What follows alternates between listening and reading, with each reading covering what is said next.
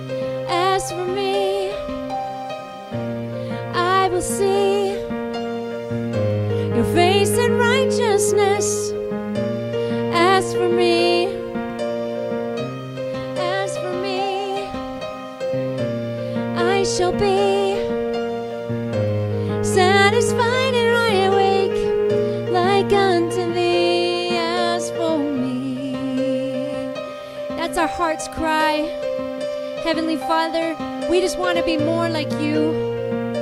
Fill us with your Ruach. Cover us, protect us. Shelter us under your almighty wing. No matter what challenges we face, to you we sing. We adore you. We exalt you.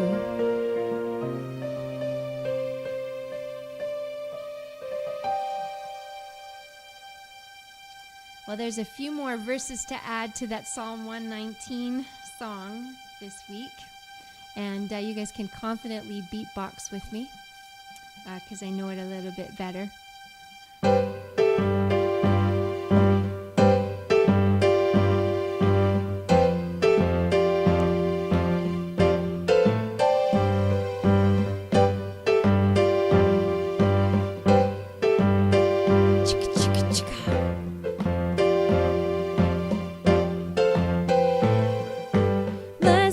Undefiled in the way, who walk the Torah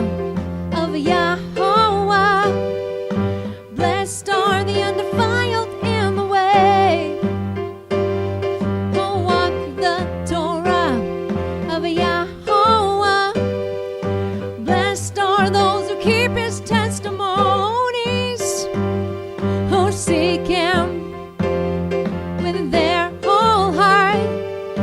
Blessed are those who keep his testimonies, who seek him with their whole heart. We walk in your ways, we also do no iniquity. You commanded us to keep your precepts diligently. Hallelujah.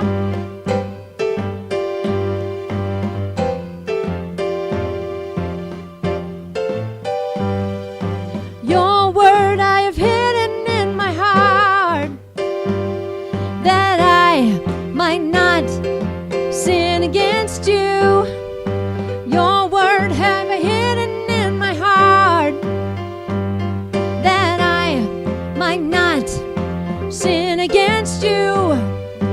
I will meditate on all your precepts and contemplate all your ways.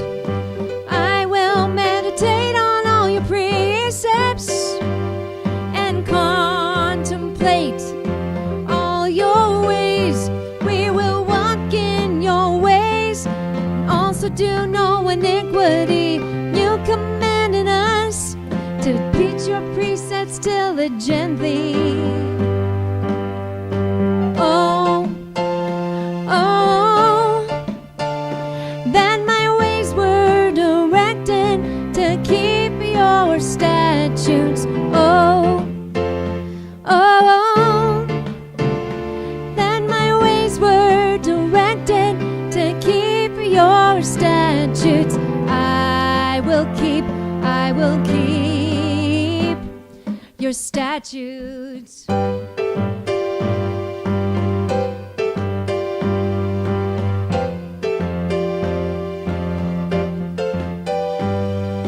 Turn away my eyes from worthless things. Revive me in your way. Turn away my eyes from worthless things. Revive me in your way. Open my eyes that I may see wondrous things from your Torah. Open my eyes that I may see wondrous things from your Torah. We will walk in your ways, we also do no iniquity. You commanded us to teach your precepts diligently.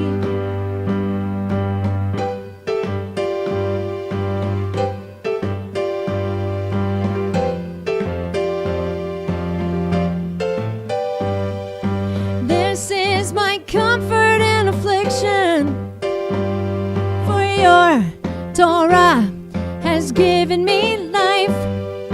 This is my comfort in affliction, for your Torah has given me life. Remember the word to your servant, upon which you have caused me to hope. Remember the word to your servant, upon which you have caused me to hope. We walk in your ways, we also do no iniquity. You commanded us to keep your precepts diligently. Oh, oh, then my ways were directed to keep your statutes. Oh, oh, then my ways were directed to keep your statutes. I will keep your statutes. I'm hoping you guys will have this one in your brain too throughout the week. You already do? That one? Awesome. Awesome. We're just going to keep on declaring the promise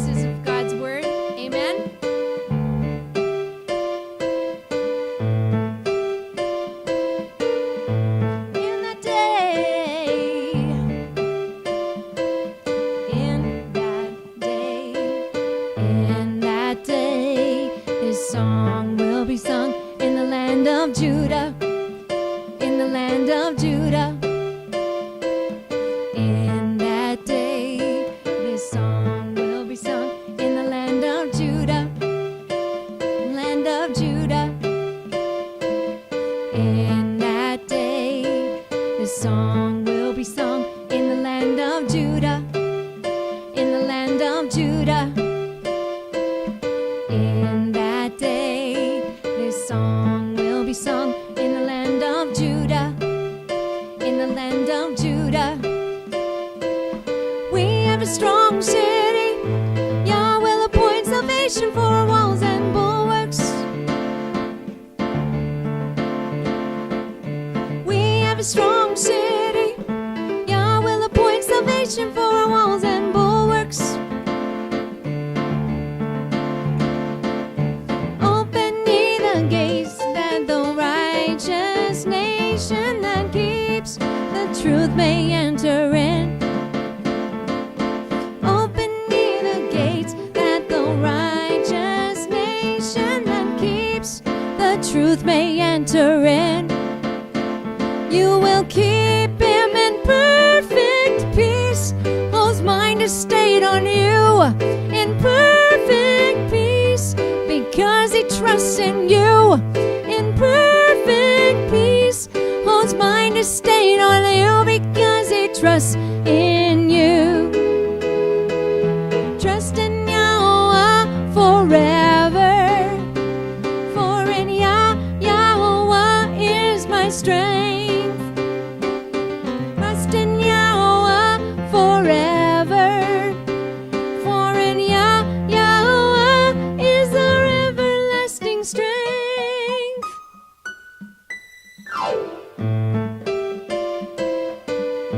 Hallelujah.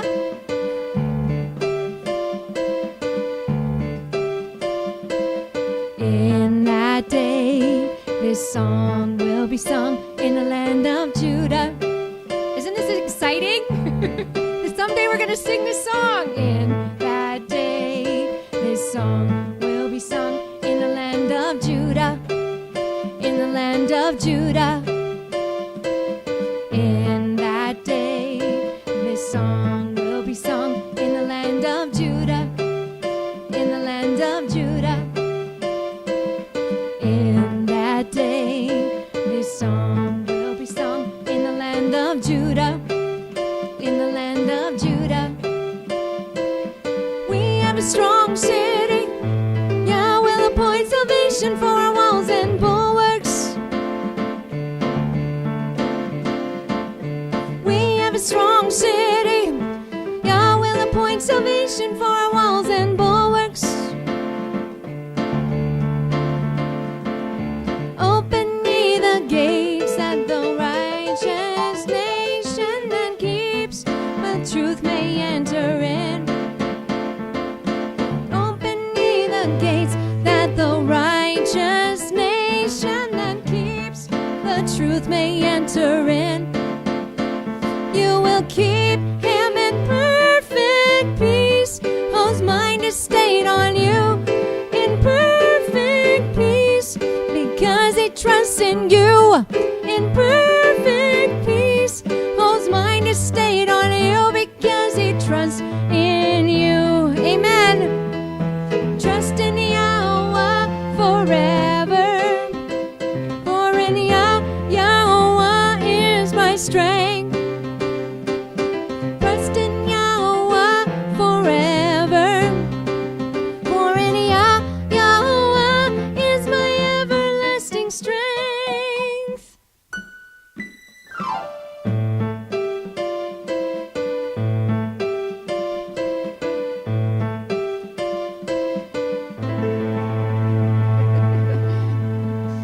It's awesome. We get to sing that song now, and then it's also future tense. We're actually going to see that in its fullness, what that looks like. And it's mind-blowing because I don't think we even totally get it.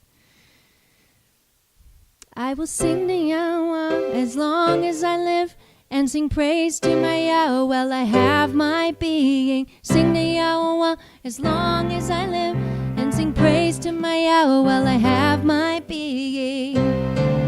May my meditation be sweet. May my meditation be sweet to you. May my meditation be sweet. I will rejoice and be glad in you. I will sing to Yahweh as long as I live, and sing praise to my Yahweh while I have my being. Sing to Yahweh as long as I live, and sing praise to my own while I have my being. May my meditation be sweet. May my meditation be sweet to you. May my meditation be sweet. I will rejoice and be glad in you. You think you got it? I will sing to Yahweh as long as I live, and sing praise to my Yahweh while I have my being. Sing to Yahweh as long as I live, and sing praise to my Yahweh while I have my being. May my meditation be sweet. May my meditation be sweet to you. May my meditation be sweet. I will rejoice and be glad in you.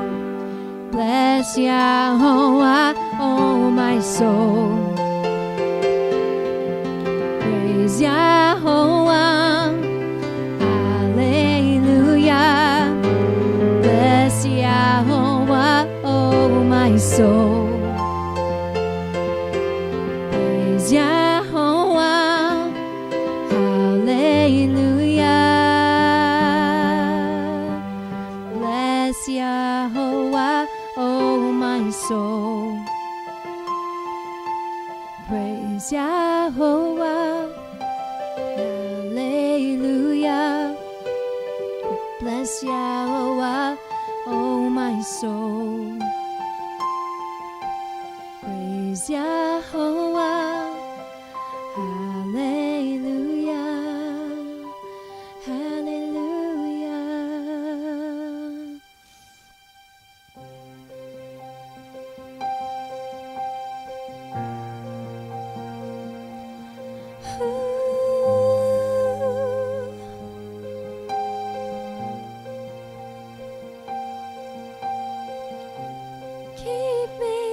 Keep me under the shadow.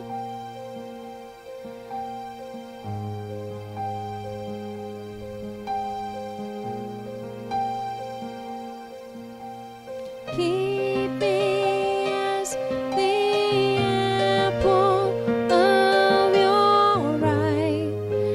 Hide me under the shadow. Hide me under the shadow.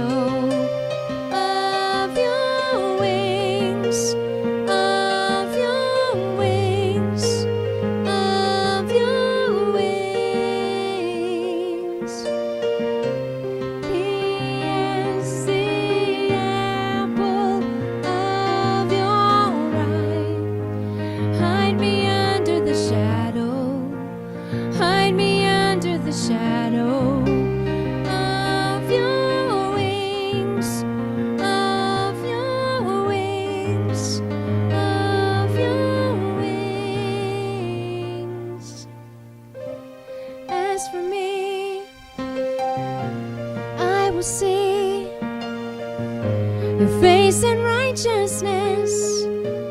As for me,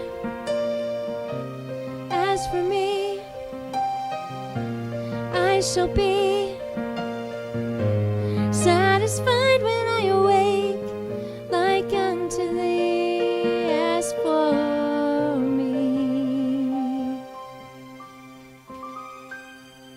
And that's our prayer. Abba Father, we just ask that you will just be here among us. We know you are. And that you will just touch our hearts, and that you will take us deeper places in your truth today. And even when some stuff might blow our minds today, we know that we are under the shelter of your wing. And you're guiding us into your truth. So we just thank you so much for loving us and being so faithful in every detail of our lives. In your name, Yeshua. And everybody said, amen.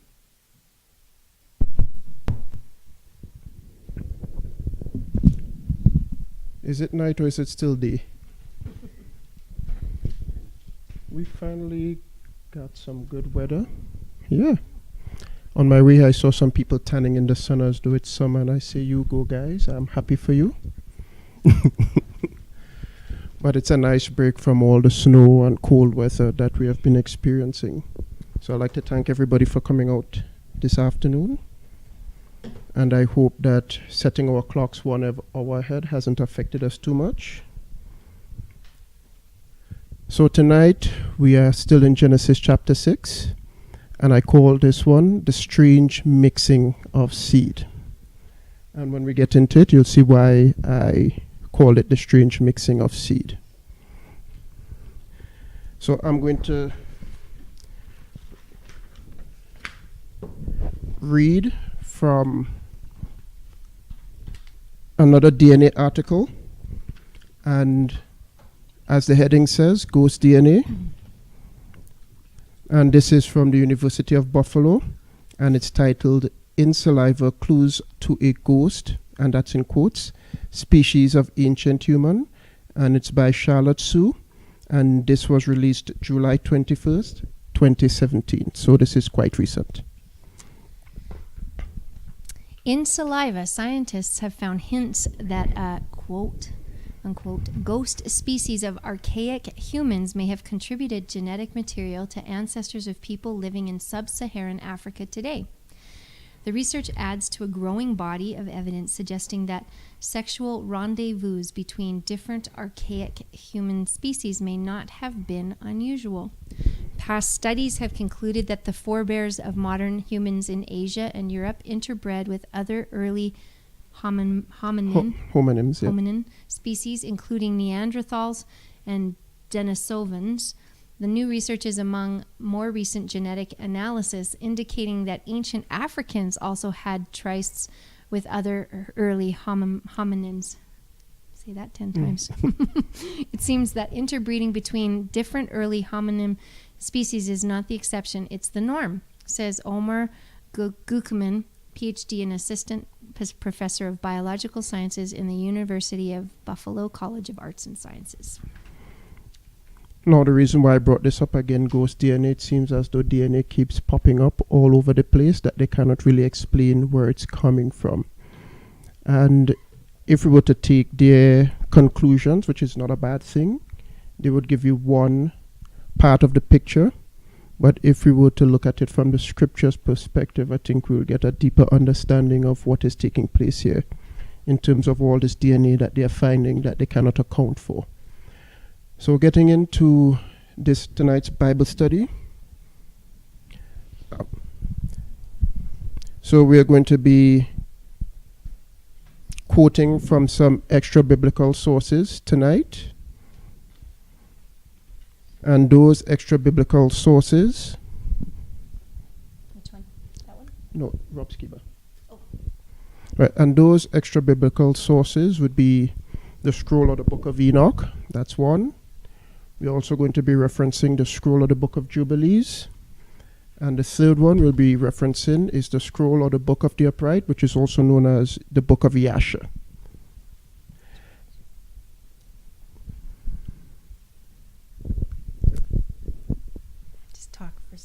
I'm trying to find the. So the commentary, the first set of commentary is from Genesis and the Synchronized Biblically Endorsed Extra Biblical Texts by Rob Skiba. And this is his introduction. You didn't put the page down. Hold that thought. And what we are taking away from him is what these extra biblical resources bring to the context of Genesis 6, so that anybody who is looking to fill in those gaps, they would approach it from a different perspective and not really take anything out of context.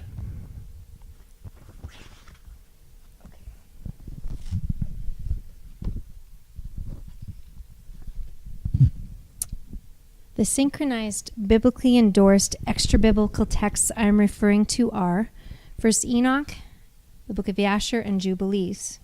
I say synchronized because they follow the same chronological order of events we see in Genesis.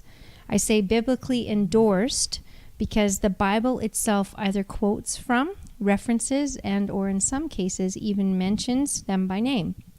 If you believe as I do that the Bible was divinely inspired and written by men, then under the inspiration of the Holy Spirit, God told men to refer to those books, thus endorsing them. Of course, they are considered extra biblical texts because they're not found in the current canon of Scripture. These ancient books are quite useful in helping us to understand what is being said in the Bible and provide many added details for the stories contained within it. Wherever these texts conflict with Scripture, it is of course best to toss that information out. Where they agree and or elaborate in a way that does not contradict Scripture, we may generally treat it as trustworthy, or at the very least as valuable commentary, providing useful insight. So, in terms of any extra biblical sources, whether what we quote or whatever you come across on your own study, approach it with that same general discourse. Look into it, make sure you can validate it, and if you can't, just put it aside. So, as it was in the days of Noah, and we take this from Matthew chapter 24, verses 37 to 39. But as the days of Noah were, so shall also the coming of the Son of Man be. For as in the days that were before the flood, they were eating and drinking, marrying and given in marriage until the day that Noah entered into the ark, and knew not until the flood came and took them all away. So shall also the coming of the Son of Man be. So we're going to take some commentary from Dr. Michael Heiser, and this is going to be taken from his book, The Bible Unfiltered, Approaching Scripture on Its Own Terms. And it's from page 53 to 55.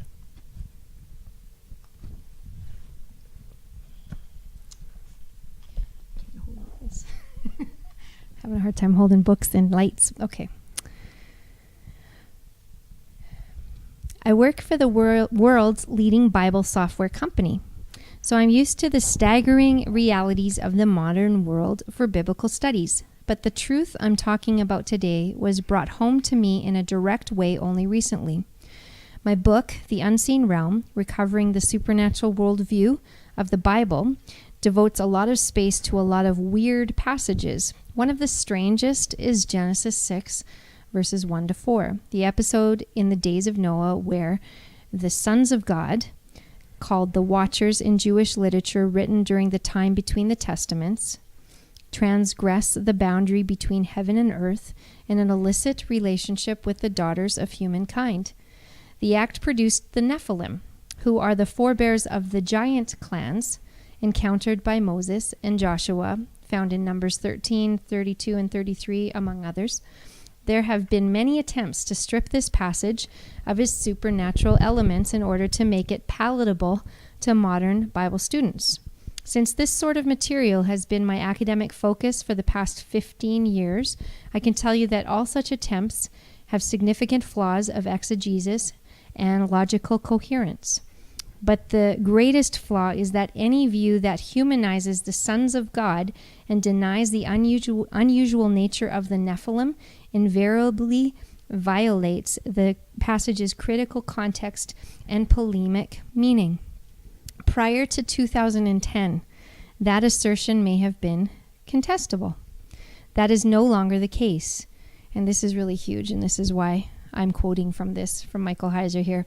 Recent scholarly work on Mesopotamian literature associated with events before and after the Great Flood have produced clear, unambiguous point-for-point parallels to what we read in Genesis 6, 1 to 4. Those parallels demonstrate with no uncertainty that this biblical passage was specifically written to denigrate Mesopotamian ideas of the superiority of their gods and culture. In the Mesopotamian material, the divine beings who lived at the time of the flood were called Apakalu. They cohabited with human women, producing a new generation of Apakalu who were not only divine human hybrids, but also giants. Mesopotamian religion saw these generations of Apakalu as great sages. Their survival via human women before the annihilation of the flood preserved pre-flood divine knowledge that had been taught to men. This knowledge was preserved in Babylon, which explained, and in brackets, to the Mesopotamian cultures, why their culture was superior to all others. Rather than deny the supernatural context of the Mesopotamian material, Genesis hits it head on. The Apakalu were not saviors. They were undeserving rivals to Yahweh of Israel and deserved to die. After the flood, the giant Apakalu became enemies of God's people, the Israelites. Whether we realize it or not, Genesis 6:1-4 reports the first salvo in the long war against Yahweh and his people.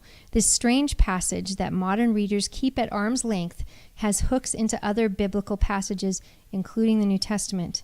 This new research comes from a thorough re-examination of the Sumerian and Akkadian flood epics.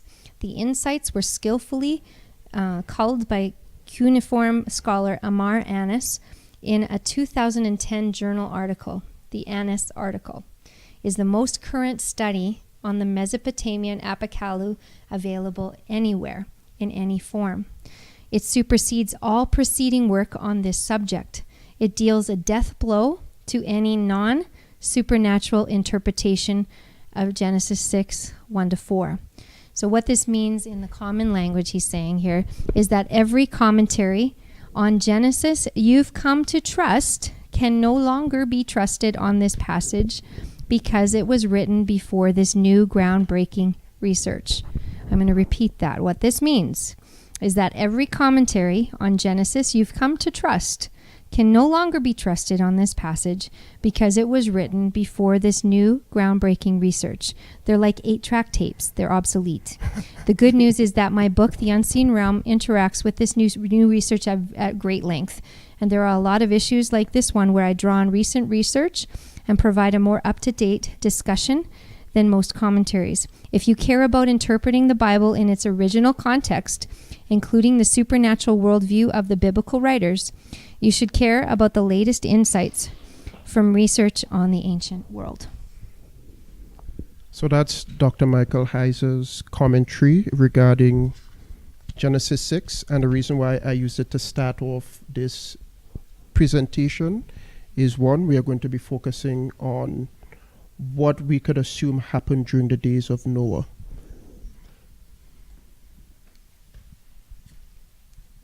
So how was it as it was in the days of Noah?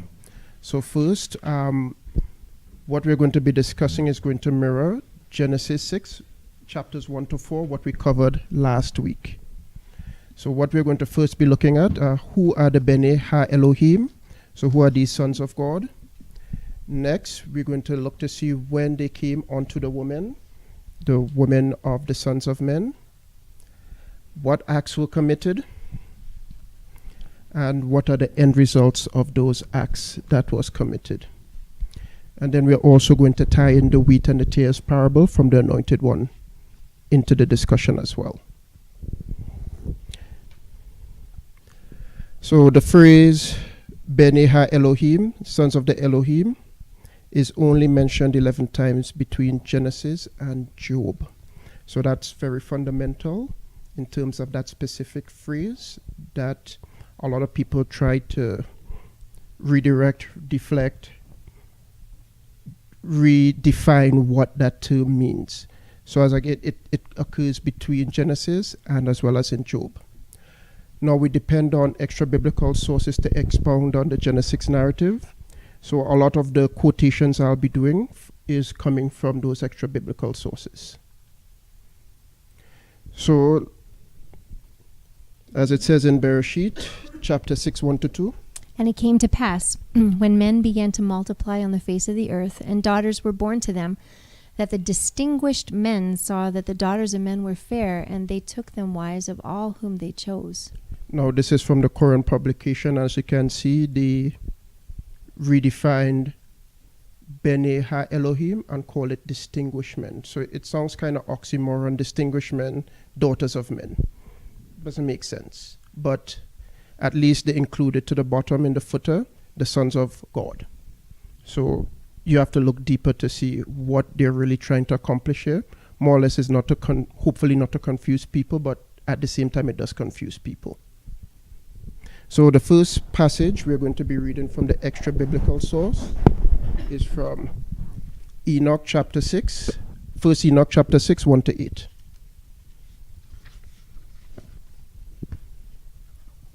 Now, this translation that I have is from a different source, but I'd prefer Davene to read from her. What's that? This is the R.H. Charles Child's version. version, yes. And there is a Nicholsburg version that we referred to as well. Yeah.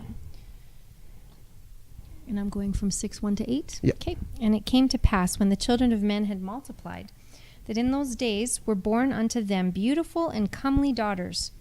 And the angels, the children of the heavens, saw and lusted after them, and said to one another, Come, let us choose us wives from among the children of men, and beget us children.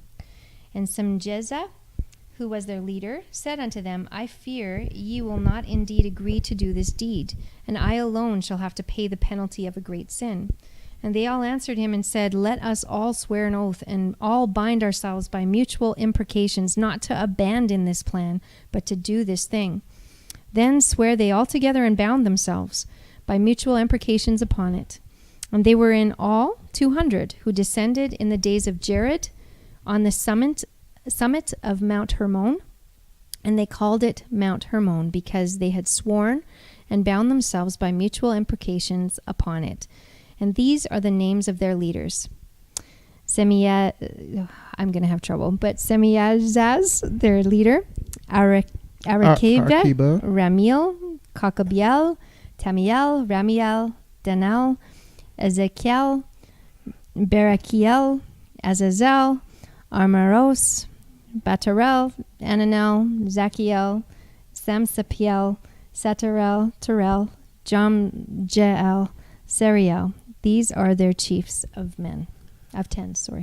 Okay, so as you can see, different translators, but I am not going to pick bones over a translation. But I prefer that she reads it from that translation that she has. Now, one name in particular is very important. Well, all of them are, but this one, Azazel, we'll hint on it a little bit further into the discussion.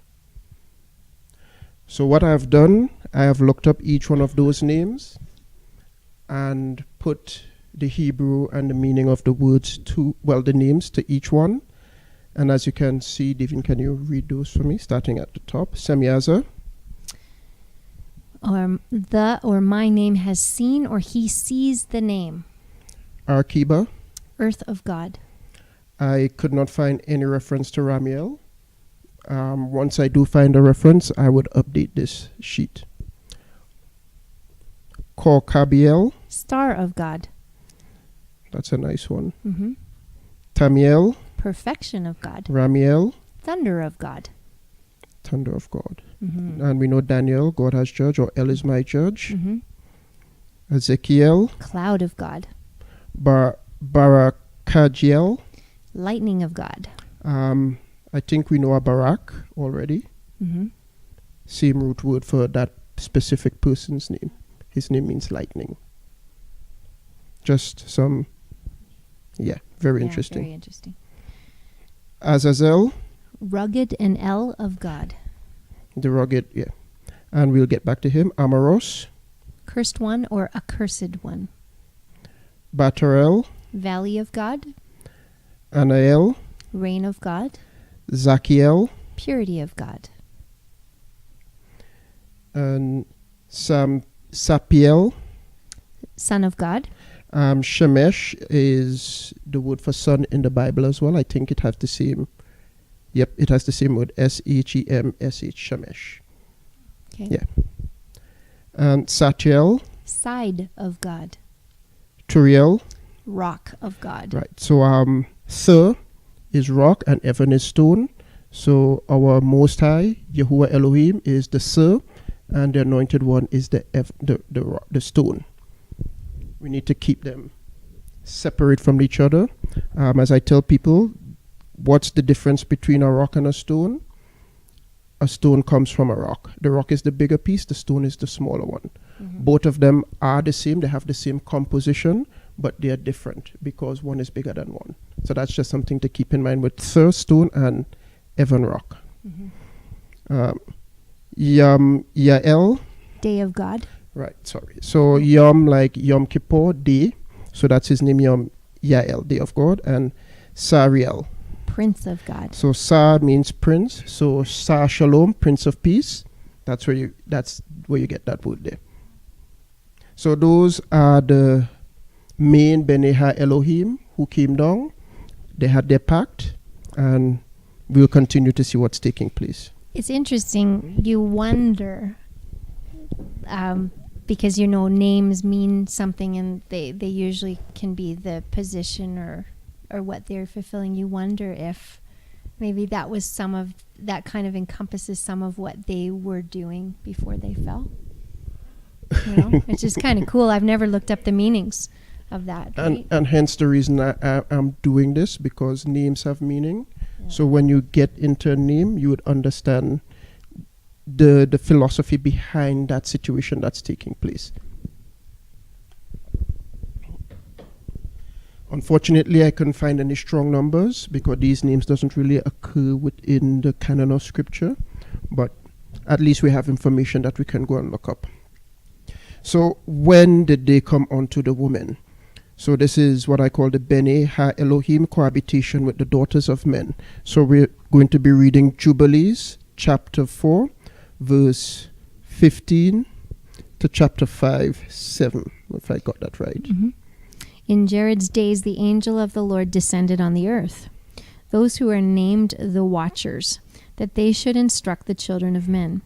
And it came to pass, when the children of men began to multiply on the face of the earth, and daughters were born unto them, that the angels of God saw them on a certain year of this Jubilee, that they were beautiful to look upon, and they took themselves wives of all whom they chose, and they bare unto them sons, and they were giants. And this is from also R.H. Charles.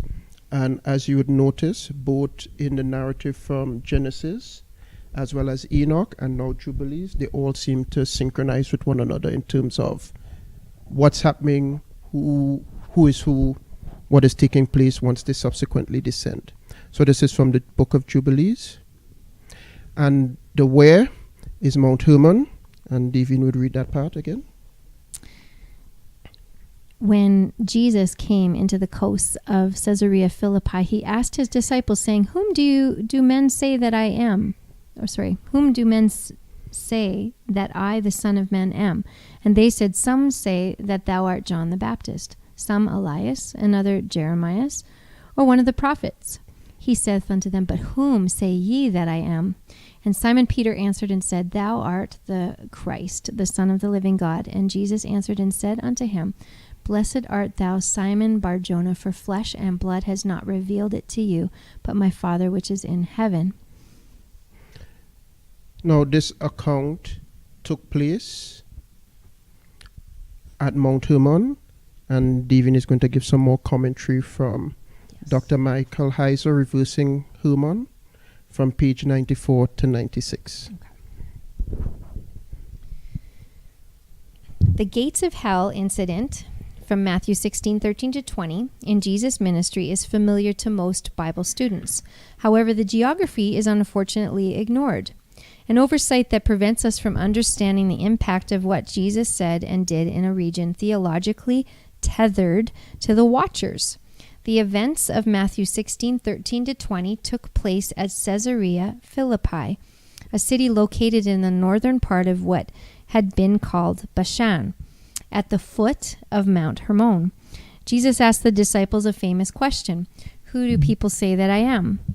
Peter answered, You are the Christ, the Son of the living God. Then Jesus followed with this, Blessed are you, Simon Bar-Jonah, for flesh and blood has not revealed this to you, but my Father who is in heaven. And I tell you, you are Peter, and on this rock I will build my church, and the gates of hell shall not be able to withstand it. And that's Matthew 16:17 to 18.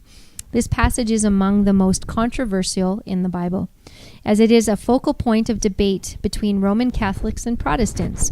The former argue that Peter is the rock upon which the church is established, and thus the passage makes Peter the leader of the original church and the first pope.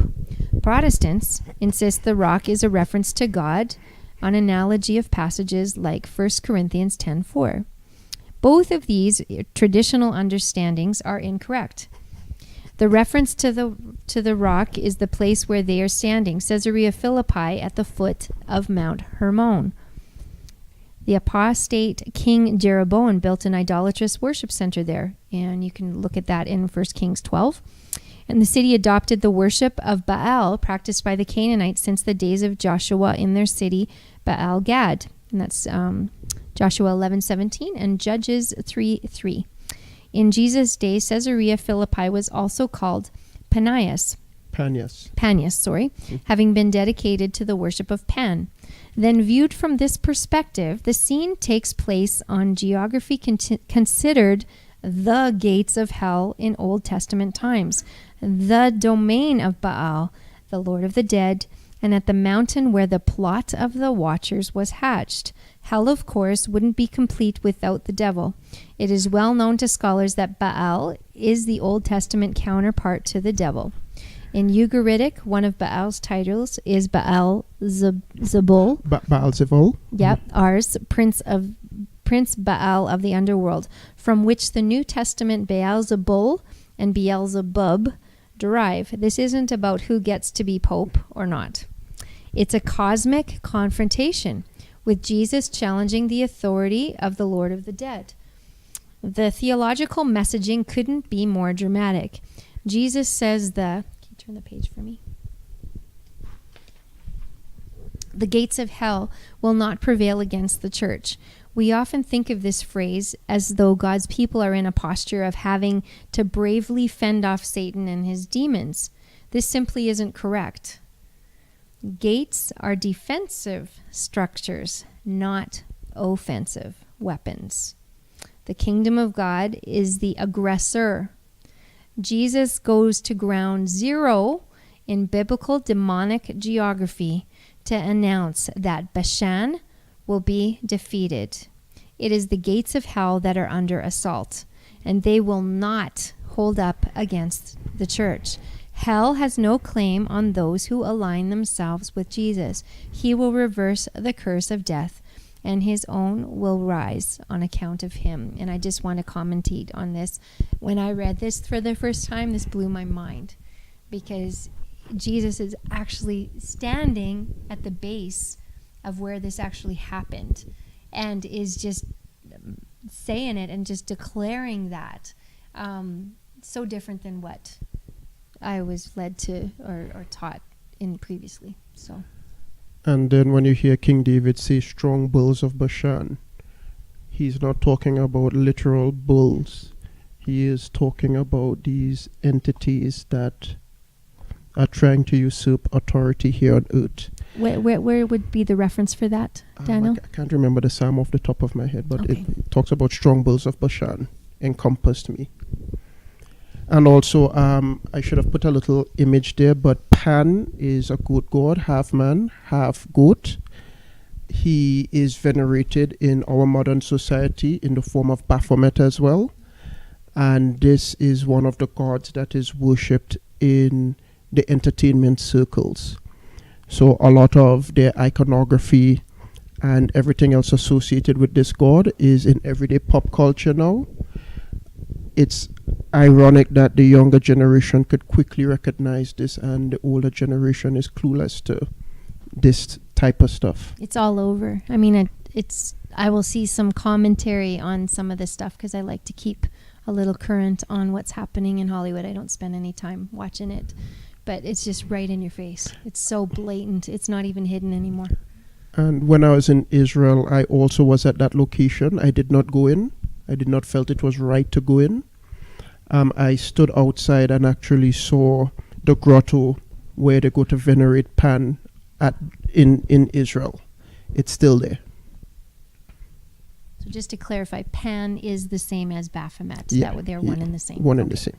But it goes deep. You have to get a hermetic blah, blah, blah, blah, blah, blah. Okay, so we are still on the topic of when they came. So first, our little family tree here for at least the two groups of people after Adam and Eve had their encounter with the serpent. So I highlighted two groups, well, at least two sections. On the set line, I highlighted Yared, because as we read from Enoch And Jubilees, it's around his time that these watchers, the Bene Ha-Elohim, descended on Mount Hermon. And one of the things you would observe is 1, 2, 3. it's 4 generations after Seth that this happened on his time, on his family line. Whereas if we look at Cain, which we'll get into shortly, it's 1, 2, 3, 4, 5, 6 generations. And we'll look at the 6th generation for Cain. So Jared means descent. So his name reflects what took place. They descended on in that location. And if we look at the family line of Cain, we see again the passage said the daughters of men were beautiful. I'm just paraphrasing. And as we can see, Lamech for Cain, his daughter name is Naamah, which means loveliness. So in my mind, it gives us a clue as to when, in terms of Cain's line, the watchers came down, and we can sort of juxtaposition it with Yared. And we have to remember too that Cain had a jump start with his generations after the situation with him and his brother Abel. So Cain was ahead with his generations, and Seth was a little bit behind with his generations. But I believe these 2 sections here coincide with each other in terms of when the incident would have occurred. And we also see with the names of the other children, for example, Tuval Cain, there will be Board of Cain, Stream of Water, etc. So their names sort of coincide with what is taking place as well. So Davene is also going to read 1 Enoch 7, 1-6. Thank you.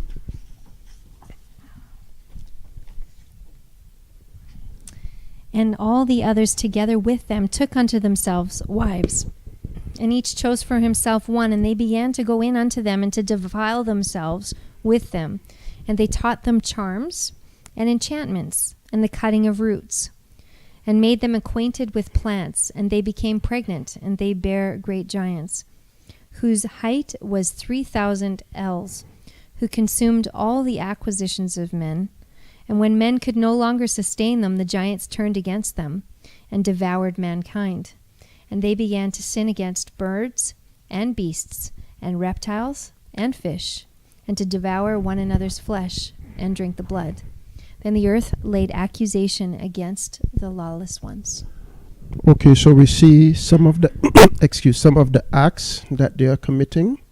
Now again, we need to keep, as it was in the days of Noah, in our heads. Genetic experiments are taking place in our time. We have abortions taking place. We have so many things taking place in our current generation, too numerous to list. Hence the reason for the series so far. I'm trying to bring some of these situations to light so we'll have an idea of how it was in the days of Noah and how we could compare it into our generation. Also, as I forgot to mention in the last slide, the occupations of some of the Cain's generations, as you can see it, or it would give us an idea of what mankind was taught as well. Not that it was a bad thing.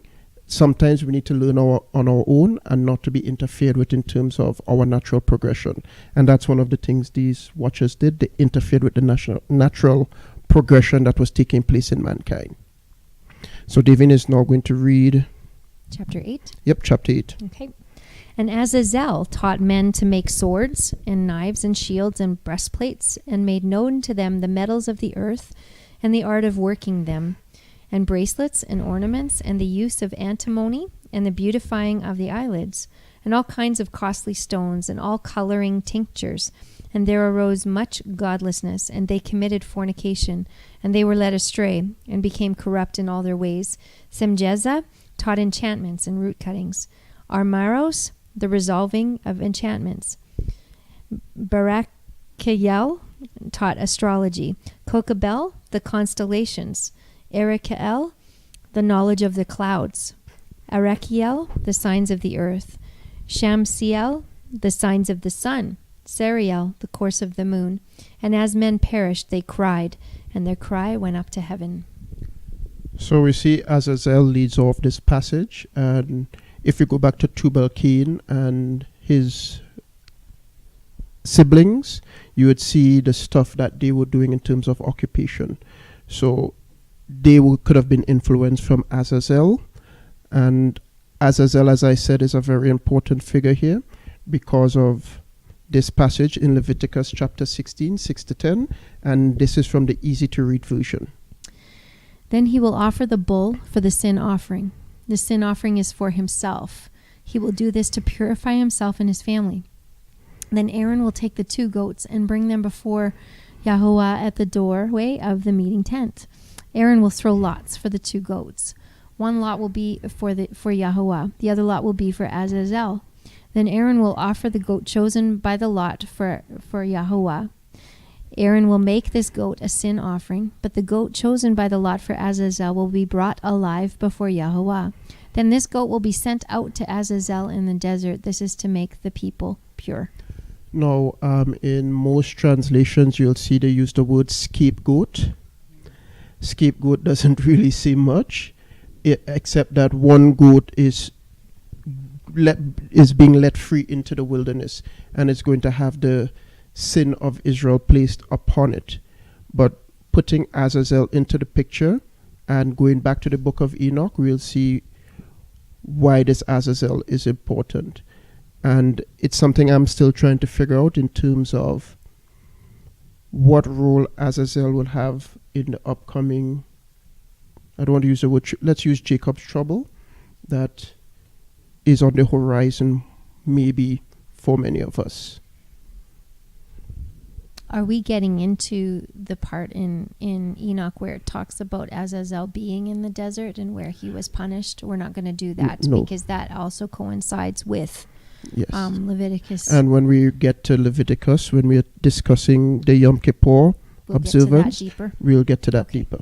Yeah. But it's just, I brought this in just to show who Azazel is and him being one of the watchers mentioned by name in the Torah. So the end result of this intermingling between the Bnei Ha-Elohim and the daughters of men. So the first one is the Emims. These are the Nephilim we're going to be talking about. And as Michael Heiser previously stated, the different, what's the word he used, branches or different clans, that's the word, sorry, clans of Nephilim that Moses, Joshua, David, and many others within the nation of Israel had to deal with. Can we just do just a little review? Can you just give us a simple definition of Nephilim for those that are hearing this word for the first time again? So that would be the watcher's offspring. Yes. Okay. And in the previous presentation, we went into depth about the Nephilim, the meaning of the word, and everything associated with it. So now we're going to look at the end results of this union, starting with the Emims and their name. Well, the name translates to terrors. Okay. From Deuteronomy 2, 9 to 10, from the Septuagint. And Yahuwah said to me, do not ye quarrel with the Moabites, and do not engage in war with them, for I will not give you of their land for an inheritance. For I have given Aror to the children of Lot to inherit. Formerly the Omim dwelt in it, a great and numerous nation and powerful like the Anakim. Right. Now, as we can see, a number of things is taking place here. Not only Israel was given land, the children of Lot was also given land. We know Lot was very close to his cousin, Abraham, and Lot was also saved from Sodom and Gomorrah. Was he his cousin or was he his nephew? Nephew. No, yeah, nephew. Sorry, just wanted to clarify. Yeah, I think it's his nephew. We can Abraham's double check. It's brother, son. Yes, Abraham brother's son. Yeah. So nephew. Okay. Yeah, nephew. Also, what else would I want to get out of here? Moab is mentioned in prophecies. They are not to be excluded from end time prophecies. You would read about it in, I think, typically in Isaiah. You would see what is the end result for the Moabites in the upcoming unfolding of end time prophecies. I think it's chapters 17 to 19, somewhere around there. And I think it says in the end of days, the children of Moab would be returned to their land, along with Israel. So these are the Emims. This is one of the classes of the clans of giants or Nephilim. Oops. As you can see in the image, what I'm trying to do as well is kind of give some background to what they may have been based on information that is out there. So as you can see, these figures represent the height compared to modern man of skeletons unearthed and documented in historical records. So this is stuff you can go out there and find. It's not widely published for whatever reasons, but this is just a comparison chart to show present man is on the end, and this is every other situation that has been documented in terms of men larger than our current imagination. So I know it's a little hard to see, but these really have been found? Like the skeletons have been found for this? Like in the 1950s, that's the turkey one right next to a normal human being. Mm-hmm. That's big enough, let alone the 36-foot one. That's crazy. That's taller than the big evergreen trees outside. That's why sometimes the reference cedars of Lebanon, it may not be talking about cedars of Lebanon. Yeah, it's a reference to. It's a reference to tall men. Yeah. Okay, so this one is the Horim or Horim, and they are called cave dweller.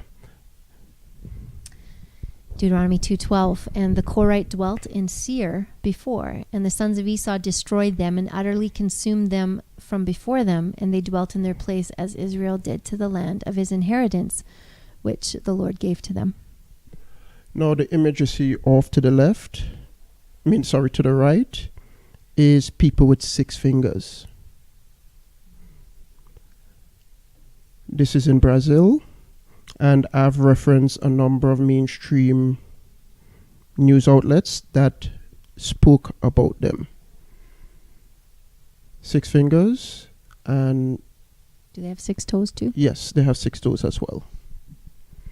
I'm talking about 6 fingers and 6 toes. I know people with 6 fingers and 6 toes back home, but they weren't born with the 6 fingers.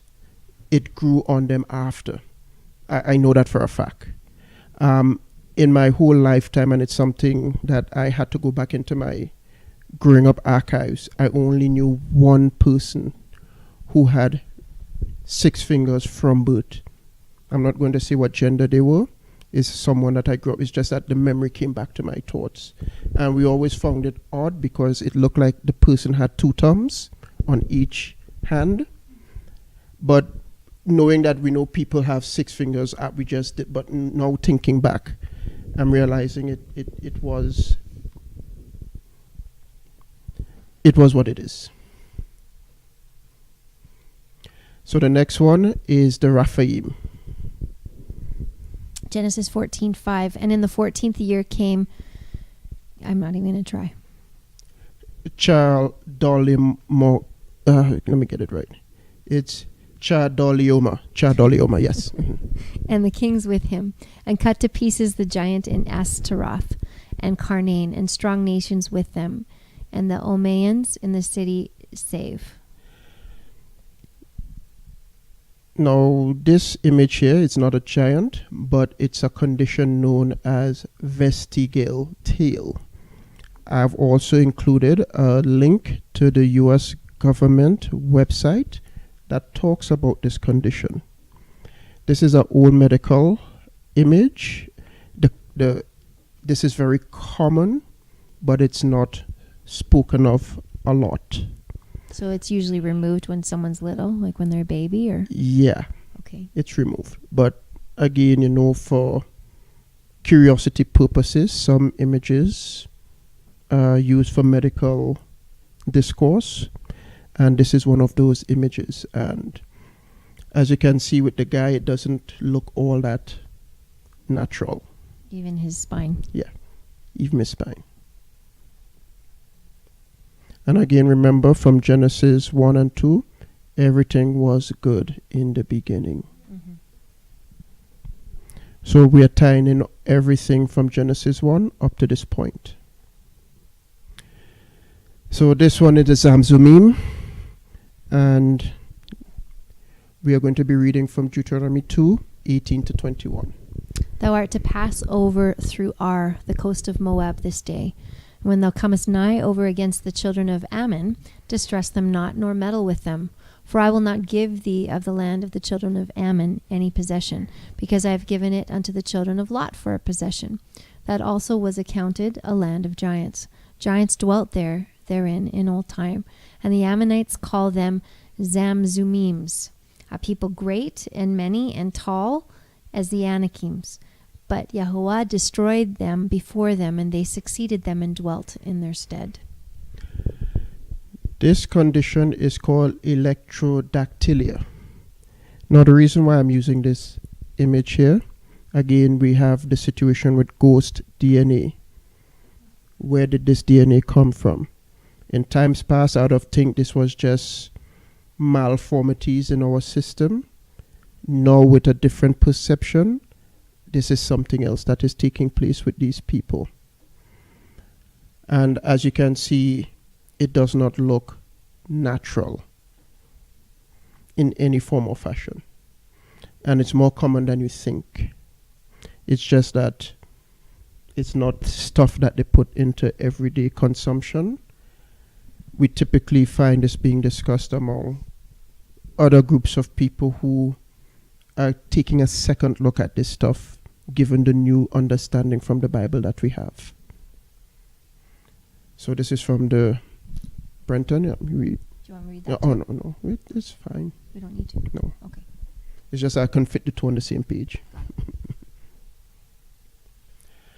Okay, so this is the Anakim, and their name means neck.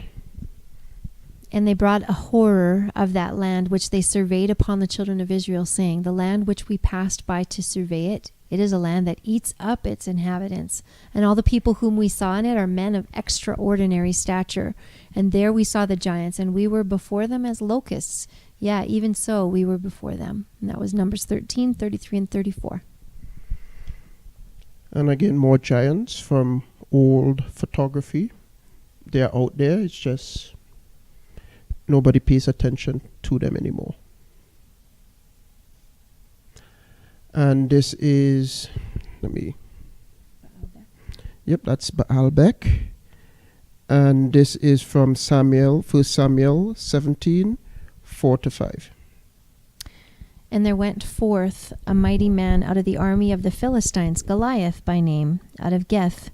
His height was 4 cubits and a span, and he had a helmet upon his head. And he wore a breastplate of chain armor, and the weight of his breastplate was 5,000 shekels of brass and iron. Now, Goliath is one of the most famous antagonists in the scriptures, and we are all familiar with his demise under the hand of, well, before he was king, servant of Saul, David, I would call him, because he was in Saul's servantship. How many stones did David pick up to go deal with Goliath? 5 stones. Now, a lot of people always ask, why did David pick up 5 stones? And, Lydia wants to... because he had to kill 5 giants? Exactly. Because he had to kill 5 giants? Yes, he did. But he only got 1 that day.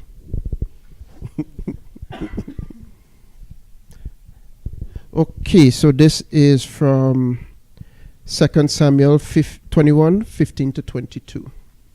Moreover, the Philistines had yet war again with Israel, and David went down, and his servants with him, and fought against the Philistines. And David waxed faint. And Ishbib-Enob, which was of the sons of the giant, the weight of whose spear weighed 300 shekels of brass in weight, he being girded with a new sword, thought to have slain David. But Abishai, the son of Zeruiah, succored him, and smote the Philistine, and killed him. Then the men of David sware unto him, saying, Thou shalt go no more out with us to battle, that thou quench not the light of Israel. And it came to pass after this, that there was again a battle with the Philistines at Gob. Then Sibbechai the Hushathite slew Saph, which was of the sons of the giant. And there was again a battle in Gob with the Philistines, where Elhanan, the son of Garim, A Bethlehemite slew the brother of Goliath the Gittite, the staff of whose spear was like a weaver's beam. And there was a battle in Gath, where was a man of great stature that had on every hand 6 fingers, and on every foot 6 toes, 24 in number, and he also was born to the giant. And when he defied Israel, Jonathan the son of Shemaiah, the brother of David, slew him. These 4 were born to the giant in Gath, and fell by the hand of David and by the hand of his servants. So these are the extra 4 that David didn't get at that time with Goliath. This is the account of the next 4 that were still to be slain. And again, I bring up another picture of a guy with 6 fingers, and it is what it is, and let's leave it like that. Again, we are continuing with end results here. So we are going to be reading from Deuteronomy 3:11. For only Og the king of Bashan was left of the Rephaim. Behold, his bed was a bed of iron. Behold, it is in the chief city of the children of Ammon. The length of it is 9 cubits, and the breadth of it 4 cubits, according to the cubit of a man. Now I use this image here of Gilgamesh. It's a very well-known figure in Mesopotamian literature. A lot of people would say it's hyper. I can't remember that word for hyper, but it might be hyper exaggerated. A lot of people don't think so, because if you look at the size of the lion, he's holding it like a cat in his hand compared to his height. And there are a lot of, and we'll come across another one where some of the people from that time who were antagonists seem to be larger than life. Some may say it was exaggerated to show that they were bigger figures than they wanted to portray. But in current day thinking, people are saying, you know what, we should look at this for what it is saying. As the anointed ones say, the rocks would cry out. And the rocks are indeed crying out, showing us that this is not to be taken from what we were previously taught. Look at it for what you're seeing. And the next one is from Yasher, chapter 4, 16 to 18. And all the sons of men departed from the ways of the Lord in those days, as they multiplied upon the face of the earth with sons and daughters. And they taught one another their evil practices, and they continued sinning against the Lord. And every man made unto himself a god, and they robbed and plundered every man his neighbor as well as his relative. And they corrupted the earth, and the earth was filled with violence. And their judges and rulers went to the daughters of men and took their wives by force from their husbands, according to their choice. And the sons of men in those days took from the cattle of the earth, the beasts of the field, and the fowls of the air, and taught the mixture of animals of one species with another, in order therewith to provoke the Lord. And God saw the whole earth, and it was corrupt, for all flesh had corrupted its ways upon earth, all men and all animals. Now this figure here is one of the gods of the Egyptian pantheon, and he is called Thoth. And he's the god of wisdom and knowledge. He's always depicted with a bird's head and a human's body. Now, a few years ago, tell me if this was just the figment of someone's imagination. I would tell you, yeah. Now, I would say, nay. This could have actually been one of the gods of Egypt. And this is his depiction. And there are many others. There's the jackal god. There is I can't remember all their names off the top of my head right now. But I chose this one. Yeah, I chose this one, Thoth. Currently in, again, our modern day paradigm, a lot of these Egyptian gods are once again venerated. And I find it very amusing. Nothing new under the sun where, well, let's use the word Baal worship is concerned. It's resurging right now in this generation. And I thought to use this as that mixture between different species, which goes back to the serpent. A lot of people claim that the serpent intermingled with Eve, and I don't believe that. And that's another situation. But also keep in mind, the seed of the serpent is also in play as well. Don't exclude that from your thoughts. So we're looking at another one. So this is Jubilee 7:21 to 25. From fornication and uncleanness and all iniquity. For owing to these three things came the flood upon the earth, namely owing to the fornication wherein the watchers against the law of their ordinances went a whoring after the daughters of men, and took themselves wives of all which they chose, and they made the beginning of uncleanness, and they begat sons, the Nephilim, or Nephilim, would be the same, and they were all unlike, and they devoured one another, and the giants slew the Nephil, and the Nephil slew the Eljo, and the Eljo mankind, and one man another.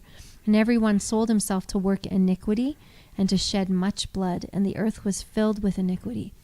And after this they sinned against the beasts and birds, and all that moves and walks on the earth, and much blood was shed on the earth, and every imagination and desire of men imagined vanity and evil continually. And the Lord destroyed everything from off the face of the earth because of the wickedness of their deeds, and because of the blood which they had shed in the midst of the earth. Synchronizing with everything else that we just mentioned, it's filling in the blanks for us as it was in the days of Noah. Now this image here is of Ramses II, and again he looks exaggerated, holding the locks of 3 men after a battle. Now we could see it was an over-exaggeration or hyper-exaggeration, or we can look at it for what it is telling us, that King Ramses may have been bigger than what we may perceive him to be. It's interesting because in my travels to Egypt, and I was in Memphis, and with my driver / tour guide, it's just mainstream that they just say that that's what they did. They exaggerated everybody. They always wanted to show off and make themselves bigger than they are, but it just stands to reason that it would make sense. Maybe it is true that they really are that big. And then it's to discredit that narrative, or they exaggerated the relief because kings inflict themselves. We could look at it like, I'm not going to call his name south of the border, but he inflates himself bigger than life, and they might attribute it to that. Even though he was small, in years to come they might show him as a bigger than life figure. But everything from in that generation, we should look at it literally and not reinterpret what the inscription is saying. Okay, so this is from 2 Samuel 23:20. And Benaniah the son of Jehoiada, the son of a valiant man of Kabzeel, who had done many acts, he slew 2 lion-like men of Moab.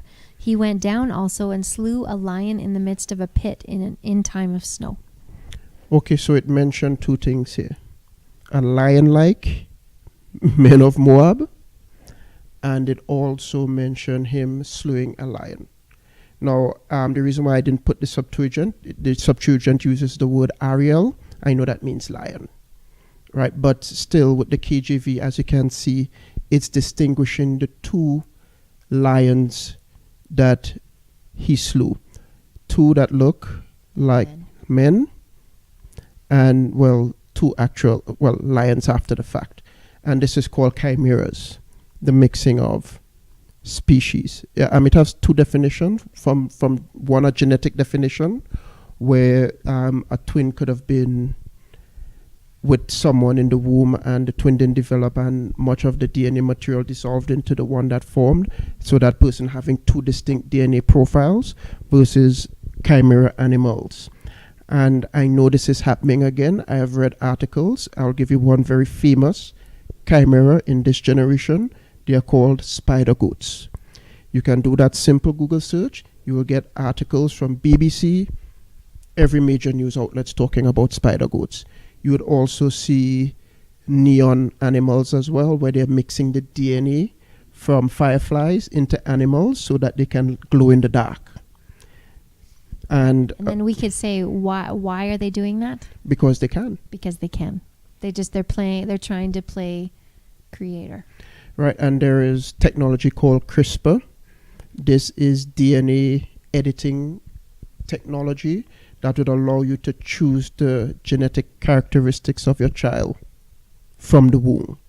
So this is not hearsay, this is fact that you can go research and find information on. So more end results here. So this is from Enoch 1:16. Can I read it? Oh, you want me to read it? Yeah. Here?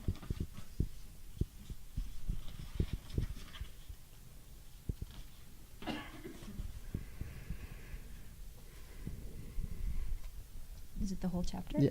Okay. From the days of the slaughter and destruction and death of the giants, from the souls of whose flesh the spirits having gone forth shall destroy without incurring judgment. Thus shall they destroy until the day of the consummation, the great judgment in which the age shall be consummated over the watchers and the godless. Yea, shall be wholly consummated. And now as to the watchers who have sent thee to intercede for them, who had been aforetime in heaven, say to them, you have been in heaven, but all the mysteries had not yet been revealed to you, and you knew worthless ones, and those in the hardness of your hearts you have made known to the women, and through these mysteries women and men work much evil on earth. Say to them, therefore, you have no peace. Okay, this is just to highlight our current concept of demons, unclean spirits. When these Nephilim died, their spirits does not belong to the Most High, so he's not going to take them into his charge. Where do they go? They're here tormenting mankind, possessing mankind. So when you open up yourself to these, I don't want to use the word gateways, but might be the most appropriate word, you are opening up yourself for them to inhabit your being. And we know the story of Legion. We can fit that into this picture here. Mm-hmm. And I use the black-eyed children because... And this is very different from what we've known. This is absolutely like groundbreaking, mind-blowing if you've never heard that before. Because it's actually I'm repeating you, but it's the spirits of the dead offspring of those that were from the Watchers. And they're roaming this earth, and they're just wreaking havoc. So, and that's some of the spiritual battle. That's a lot of the spiritual battle that we face. Yeah. And unfortunately, a lot of us are not aware, so it's difficult to deal with a situation that you're not aware of. So how can you approach a situation that you have no clue about? And we need to arm ourselves with, even though you don't want to believe it, at least still put it somewhere in the back of your mind until you can validate it in the future. Yeah. And again, we would say this one more time, and I know Daniel says it all the time, but please don't take our word for it on all these things. We have links and resources for you to go and do study with people that have spent their lives specifically studying these things. So, and I concur with that. So continue with end results. The Sadducees asked about the resurrection, and this is taken from Matthew chapter 22, 23 to 33. On that day, Sadducees, who say that there is no... Can you stop for 1 minute? Yes. Yeah, so Sadducees is the priestly class. It comes from the word Sadduceem, or from the sons of Zadok. But when the word is Anglicanized, we get the word Sadducees, but it's Zadok. So they're the ones running the temple. Yes. The Pharisees were running their own synagogues and teaching. They were running the people. The Pharisees, the set-apart ones, that I think Pharisees mean, whereas the Sadducees were responsible for the temple. And the Pharisees could not overstep their bound, but sometimes they did. But that's another discussion. Mm-hmm. On that day, Sadducees, who say there is no resurrection, came to Yeshua and questioned him, saying, Teacher, Moses said, if someone dies having no children, his brother as next of kin shall marry his widow and father children for his brother. Now there were 7 brothers among us. The first married and died, and having no offspring left his wife to his brother. In the same way also the second and the third, down to the 7th. Last of all, the woman died. So in the resurrection, whose wife of the 7 will she be? For they all had married her. But answering, Yeshua said to them, You've gone astray, because you don't understand the scriptures or the power of God. For in the resurrection they neither marry nor are given in marriage, but are like angels in heaven. But concerning the resurrection of the dead, haven't you read what was spoken to you by God, saying, I am the God of Abraham, and the God of Isaac, and the God of Jacob? He is not the God of the dead, but of the living. When the crowds heard this, they were astounded at his teaching. This word for dead, and I'm going off of old memory as Davene just read it there, it just triggered something. Doesn't mean literally dead. Sometimes it could mean those who are dead, or how to put it. Like the Nephilim. They're already dead. So that's another way you can look at this as well. And it's just triggered a memory in my head about this. So we're going to read some commentary from Reversing Hormone. And it is from Michael Heiser. Michael Heiser, and it's from page 17 to 19. There are two possible approaches to the origin of the Nephilim in Genesis 6:1-4 that are consistent with the supernatural understanding of the sons of God in the Israelite worldview. The first and most transparent is that divine beings came to earth, assumed human flesh, cohabited with human women, and spawned unusual offspring known as Nephilim. Naturally, this view requires seeing the giant clans encountered in the conquest as physical descendants of the Nephilim. Reference of Numbers 13, 32, and 33. The primary objection to this approach is the sexual component. The modern enlightened mind can't tolerate it. Appeal is usually made in Matthew 22, 23 to 33 in this regard, under the assumption that verse 30 teaches that angels cannot engage in sexual intercourse. The text does not say angels cannot have sexual intercourse. It says they don't. The reason ought to be obvious. The context for this statement is the resurrection, which refers either broadly to the afterlife or, more precisely, to the final, renewed, global Eden, the new earth. The point is clear in either option. In the spiritual world, the realm of divine beings, there is no need for procreation. Procreation is a necessity for perpetuating the human population. Life in the perfected Edenic world also does not require maintaining the human species by having children. Everyone has an immortal resurrection body. Consequently, there is no need for sex in the resurrection, just as there is no need for it in the non-human spiritual realm. Genesis 6 doesn't have the spiritual realm or the final Edenic world in its context. The analogy breaks down completely. The passage in Matthew is therefore useless as a commentary on Genesis 6, 1-4. So just some insight into that debate. Some people may want to use it as an argument for the Beneha Elohim having intermingling, spousal relationship with the daughters of men, but we have to look at it as it is given. Don't reinterpret what is already being said. It happened.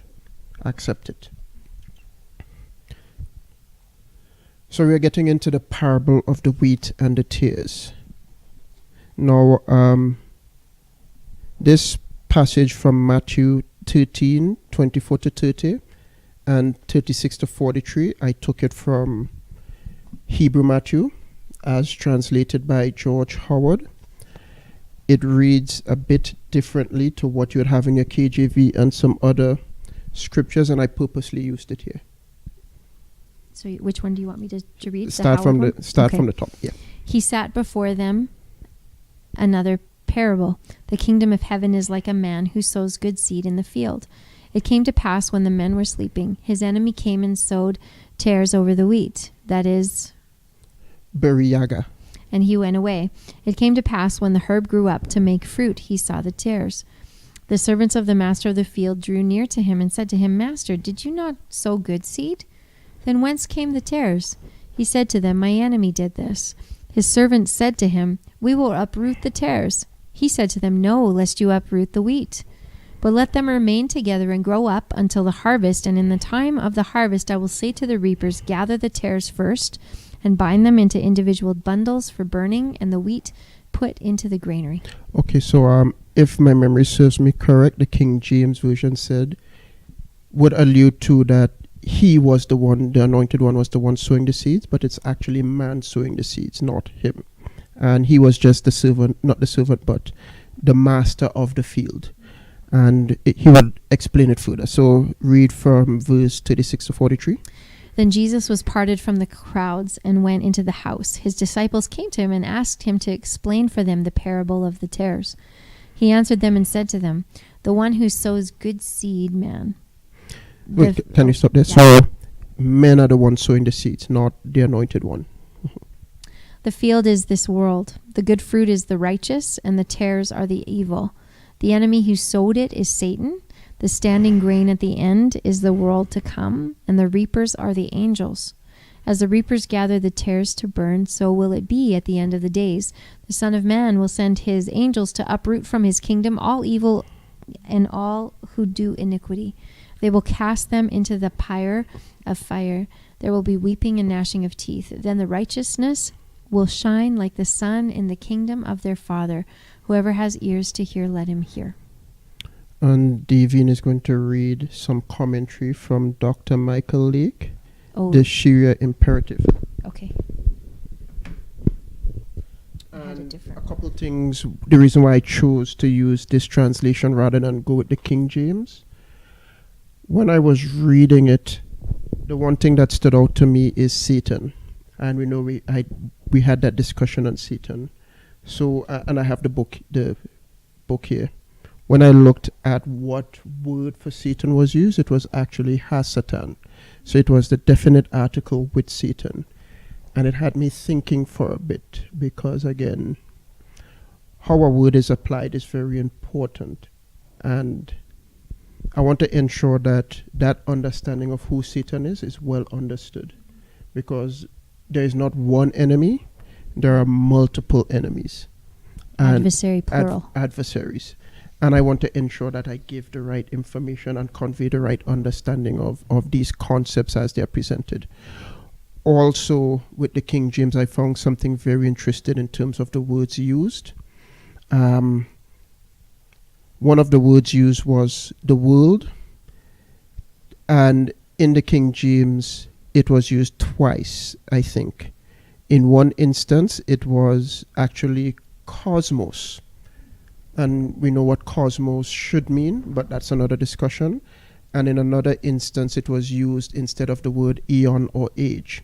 So sometimes when you're reading that passage, you may get a little in the English, it might present one idea, but when you look at it from the Greek, it's a whole different idea it's going to present. Okay, so you can read. Oh, from that one? Okay. Yeah. So Dr. Michael Lake, page 53-54, Sharia Imperative. As I examined the apocryphal books of Enoch, Yasher, and Jubilees, I discovered that the Watchers were involved in corrupting mankind on two levels. First one being genetically. They were actively altering the genetic makeup of humanity through their breeding program to create immortal human hybrids, and by their instruction to men on how to blend various species with humanity to create chimeras. Technologically, they also began to teach humanity a large body of forbidden knowledge that seemed to be a continuation of the promise of the Nakash in the garden, or the serpent in the garden. This knowledge ranged from the art of seduction to the creation of poisons, to witchcraft, and even to building and equipping armies. These books, and possibly others written in the Enochic tradition, stand in the annals of time in stark contrast to other ancient writings from these civilizations. I believe this is one of the reasons these Enochic books are so important in our research. While the mystery religions of Babylon embedded their esoteric knowledge in the myths of these pagan religions, books such as First Enoch, Yasher, and Jubilees line up with biblical characters and the truths their stories convey. In the writings of the Sumerians, Babylonians, Greeks, and Romans, the roles of the characters are reversed from that which is presented in the Word of God.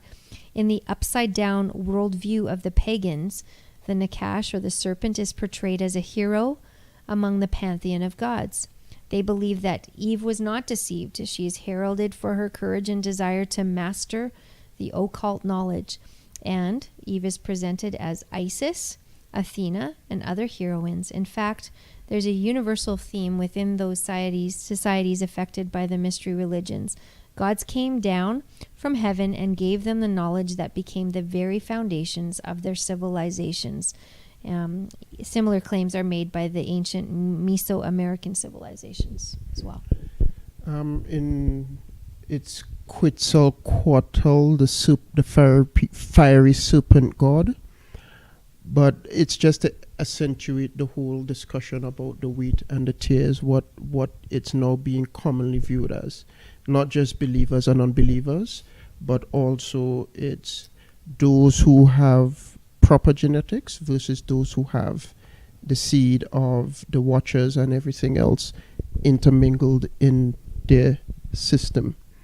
And as I keep presenting information on DNA, visual as well information, these are things we need to ponder about. You know, what is really taking place here. And then we need to also present what Daniel said with the seed. They would try to mix with the seed of men. And that is very specific. I know a lot of people will say it's talking about the European Union. Doesn't make sense to me right now. Seed is very specific. If it was the European Union, they would say one nation or one, what's that word in Greek? They will say one nation trying to mix with another nation, not they trying to mix with the seed of men. Doesn't make sense from that perspective. Okay. So this is closing commentary from Dr. Michael Heiser, and it's from Reversing Hormone from page 32 to 33. For the present purposes, readers should have it fixed in their minds that the story of the sin of the Watchers not only informed the mass of Jews in the Second Temple period about the meaning and significance of Genesis 6, 1-4, but it also informed New Testament writers who were a part of that period and community. We've already seen how Peter and Jude were informed by First Enoch when it came to the angels that sinned. The Watcher's story lurks behind all sorts of New Testament passages. Demonstrating this fact is the purpose of this book. Lest this thought be troubling, seeming as it is out of place with Christian tradition, two things can be said. First, biblical theology, by definition, comes from the biblical text, or ought to, not from Christian history or the writings of Christians about the Bible. We must be committed to the biblical text, read and interpreted in its own ancient context, not a later context, for our theology. Second, there is solid evidence that in the earliest Christian traditions, this reading of Genesis 6, 1-4 was known and embraced. By way of a specific example, the beloved early church authority Irenaeus clearly looked at Genesis 6, 1-4 the way the writers of First Enoch did. In his article, The Origin of Sin, in Irenaeus and Jewish pseudographical literature, Dr. Schultz writes. I think that's where I stopped. And then you had the list after that, right? So Yeah. Davene put together this list. So anyone who is interested in doing side studies on their own, these are resources that you can try and Google. Some of this is available on the internet. Yes, I do also have, you can get a book of all the fragments of the Dead Sea Scrolls, what's on the table there. And I can't take credit for compiling this list. Heiser gave me the list. She didn't compile it. She typed it for me so that I could include it in the slide. That's more accurate. The reason why I thought it was important is just to see that these ancient texts, they interpreted Genesis 6, 1-4 with a supernaturalist approach. Okay, and that's what's key. So whether you read some of them or all of them for your info, that's the reality of that day and age. So. And again, more information for you to make yourself informed. Not for us to tell you what to believe, for you to make an informed judgment on your own. Yeah. So any questions, comments? It was very mind-blowing. It was very mind-blowing. And I'll be honest with you, I haven't scratched the surface. There's so much more I could have put in, because from 2013, when I was told to stop sleeping in the pews by the Most High, I literally heard, stop sleeping in the pews, wake up, pay attention. A lot of these things began presenting itself to me. You know, how they're gestating human babies in the wombs of cows. This is not Daniel saying, so you can go find this information. A few years ago, they had a debate in the British Parliament about the ethics of DNA manipulation of babies. I sent it to a few friends, not that I care if people think I'm crazy. I just want them to see what is being discussed. So when you see it happening in actuality, you cannot say that you weren't informed. And I didn't take it from the so-called conspiracy sites. I took it from mainstream media. And at the time, that was circulating in Calgary's mainstream media. So it's not to say it was something that was pulled out of a hat. These things are happening.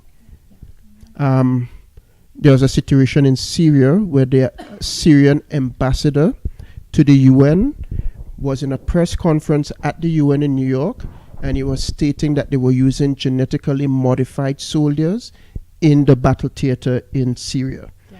And he repeated it twice. And he was freaked out. Like, his face was freaked right out. And the thing is, what I found amusing for me is the fact that nobody from the media asked him to explain what he's talking about. Nobody from the media. It was though they just glossed over it and they keep moving on. Did they use chemical weapons in Syria?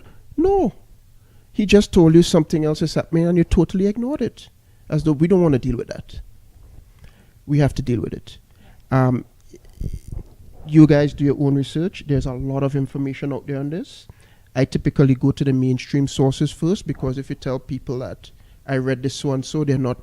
There's a so I take it from mainstream, and then if mainstream says it, go and look at the other sources who would give you more in-depth information about these topics. And again, Heiser, we refer to him a lot with this particular subject because he is a scholar on this.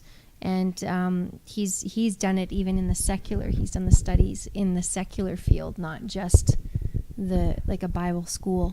So, and I think one little thing I'd like to just touch on again is just what he said, the magnitude of what he said, that prior to 2010, if you have any commentaries on the book of Genesis, prior to that, throw them out, because they actually are obsolete because of all the new information that they've uncovered. Yeah. Yep.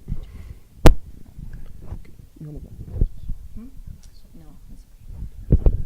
But I will close. Okay, I'll pray or something. Okay, so if there are no more questions, we'd like to thank you all for being here.